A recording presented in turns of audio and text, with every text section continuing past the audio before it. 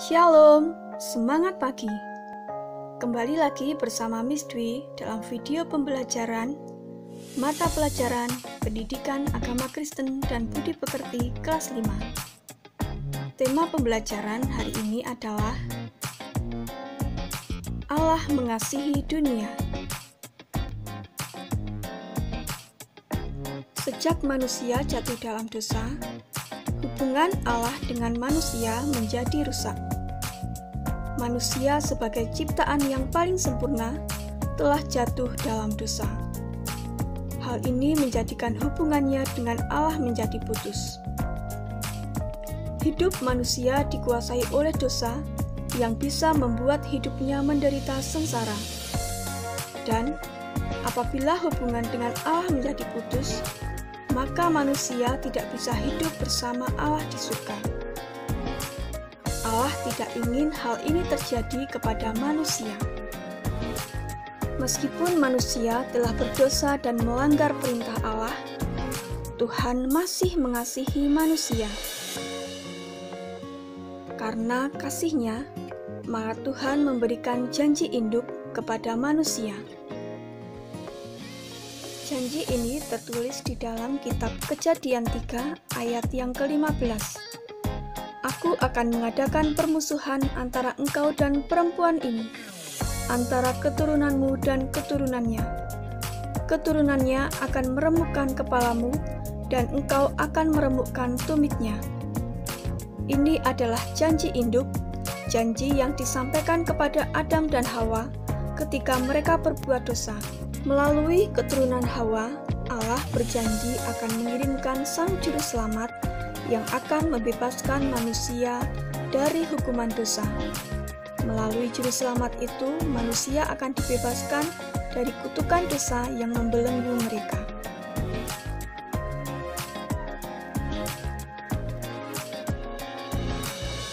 Janji induk yang diberikan Tuhan kepada Adam dan Hawa dinyatakan lagi melalui Abraham. Allah berjanji kepada Abraham akan memberkati anak-anak Yakub yang akan menurunkan bangsa yang besar, yaitu Israel. Bangsa Israel akan menjadi saluran berkat bagi banyak orang. Selain kepada Abraham, Allah juga senantiasa mengingatkan janjinya kepada manusia melalui para nabi. Di antaranya adalah Nabi Yesaya. Nabi Yesaya menubuatkan bahwa seorang anak laki-laki akan lahir dan akan menjadi raja selama-lamanya. Ia akan disebut Immanuel, yang artinya Allah beserta kita.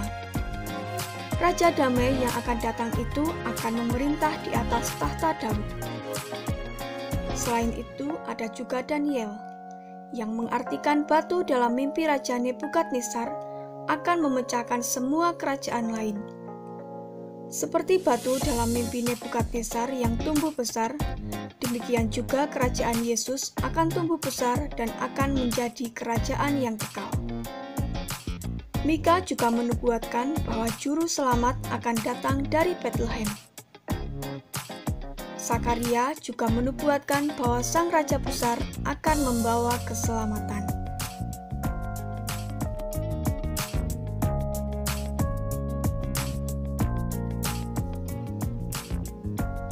Penggenapan janji Allah. Bangsa Israel lama menantikan datangnya Juru Selamat yang dijanjikan Allah. Allah setia kepada janjinya, dan Allah juga menepati janjinya. Ketika waktunya sudah tiba, Allah mengutus malaikat Gabriel untuk memberitahu Yusuf dan tunangannya untuk dipakai Tuhan menyatakan janjinya memberi Juru Selamat.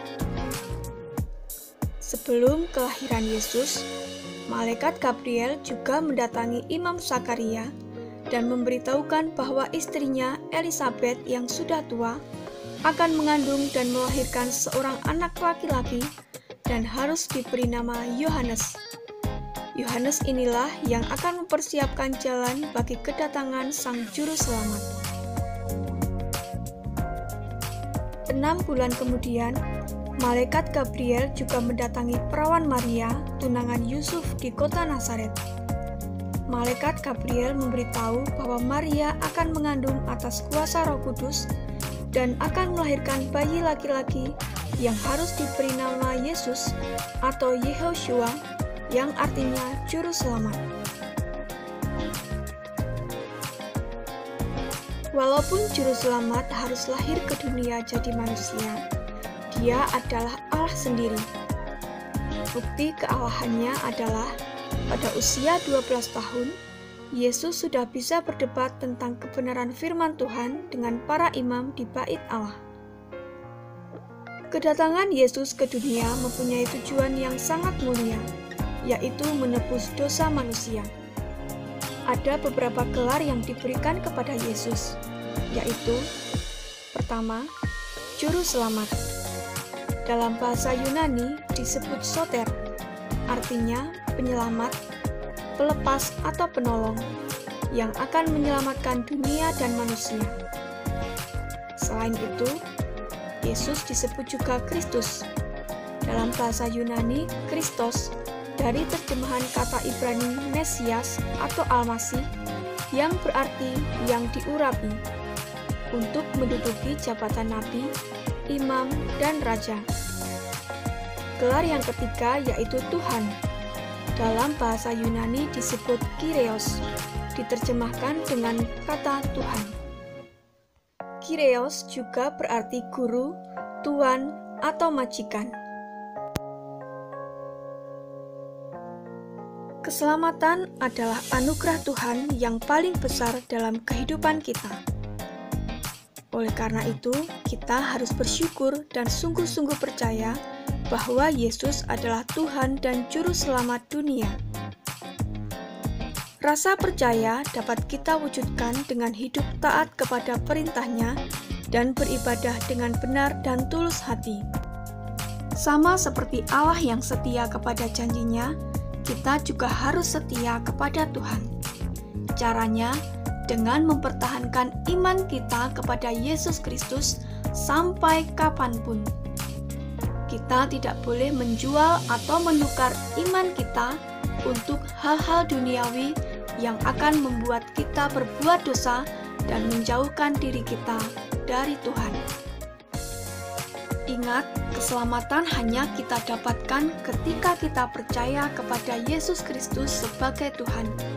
Oleh karena itu, anak-anak, marilah kita tetap mempertahankan iman kita dan setia mengiring Yesus sampai kapanpun. Baik anak-anak, demikianlah pembelajaran kita hari ini. Nantikan video-video pembelajaran selanjutnya tetap di channel SD Kristen Krista Citra. Jangan lupa like dan subscribe channel ini supaya tidak ketinggalan video pembelajaran yang lainnya. Terima kasih, Tuhan memberkati. Keren itu sekolahku. Shalom.